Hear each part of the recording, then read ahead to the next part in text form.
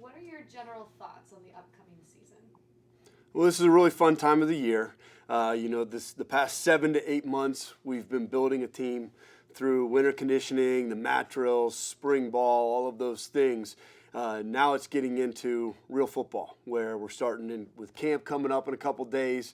So there's a lot of excitement and certainly a lot of promise at this time of the year for a great season. So very excited about this team coming up. We are going to be a little bit green. We return about 50% of our starts, and particularly up front, we only return about a third of the starts on our offensive and defensive line. So we're going to be a little bit inexperienced there, but feel really good about the talent level that we have on this team. It's just going to be key that we are playing like we're veterans, even if it's kind of guys' first opportunities out there playing Division I football. So we're going to be a little bit green. There's going to be a lot of fresh faces. Out of the 105 guys that we've got coming to camp, 54 of them are new guys that were not with us last fall. And we really only have 24 guys on the roster right now in our 105 that were here when we first got here, and we're just going into year 2. So it's going to be a lot of fresh faces. Feel really good about the attitude of the team right now and the direction that we're headed. What do you like most about your team this year? I really have been pleased with our commitment this offseason and our accountability. I think that we're getting to the point where we've got a Division I commitment by our players as far as what it takes to be a Division I football player that wants to win. This summer we had over 100 guys training with us during the summer. So guys get the fact that it's a 12-month commitment to be a big-time player. So that's been great as far as that stuff is concerned. Are we to the championship level commitment? Some guys are and some guys aren't. We want to see when senior quarterbacks are calling for throwing, every quarterback, every receiver, every running back, tight end, all the defensive guys, they're all showing up. And we've had a lot of guys doing that, but it's got to be a little bit more across the board where it's 100%.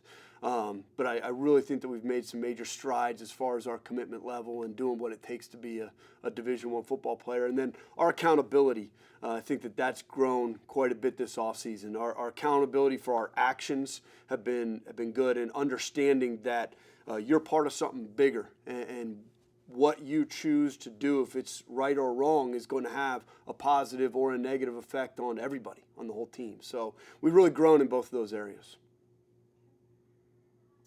What is the biggest challenge for your team this year? Unquestionably, the biggest challenge for our team this year is going to be how we handle adversity. You're going to face adversity. You're going to have a loss. I don't plan on any losses, but there hasn't been an FCS program to go undefeated since 2013. So odds are we're going to lose a game at some point in time this year. How are we going to respond when that happens? How are we going to respond when you go into the fourth quarter down? Or are we going to be woe is me, or are we going to attack the situation? And how we respond to the adversities that come up throughout the year, that's going to determine how good of a team we're going to be. What are your general impressions of the OVC race this year? I think the OVC race is it's going to be a wide open contest. Obviously, Jacksonville State has been the class of the conference. I'm sure every coach has come in here and said that. They haven't lost a game in 3 years.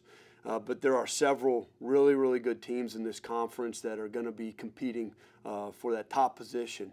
And I think that from top to bottom, there's a lot of parity. There's a lot of people that can compete and be at the top or near the top. And really one of my hopes for the conference is that we don't pick each other off so much so that we can get 2 and 3 teams in the playoffs this year, because we're a great conference, and we're certainly deserving of having multiple teams in there.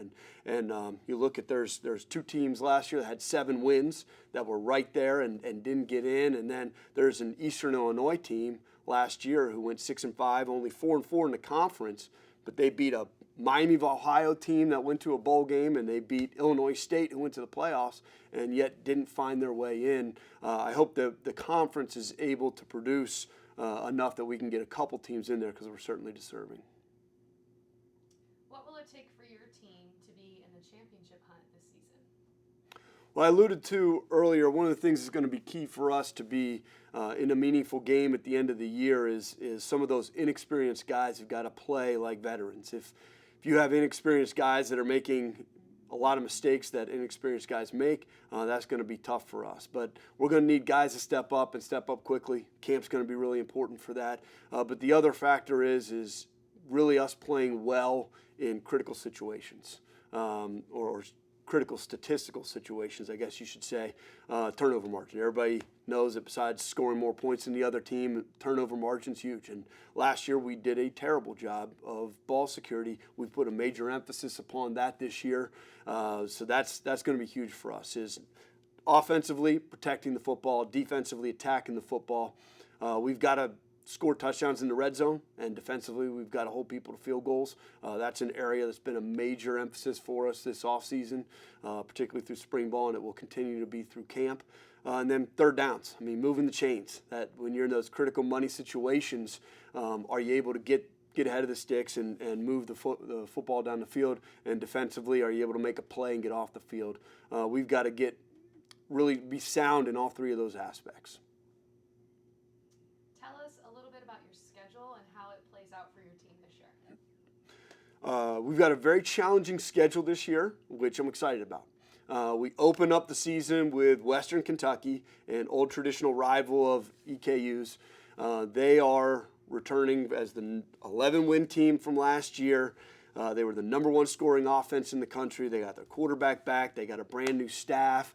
Coach Sanford does a great job. I'm sure that with that new staff in there, that they weren't sitting there remembering everything that was great from a year ago. All those players had to go prove themselves to a brand new set of coaches this year. So that's going to be a big challenge because they're a very, very, very talented team.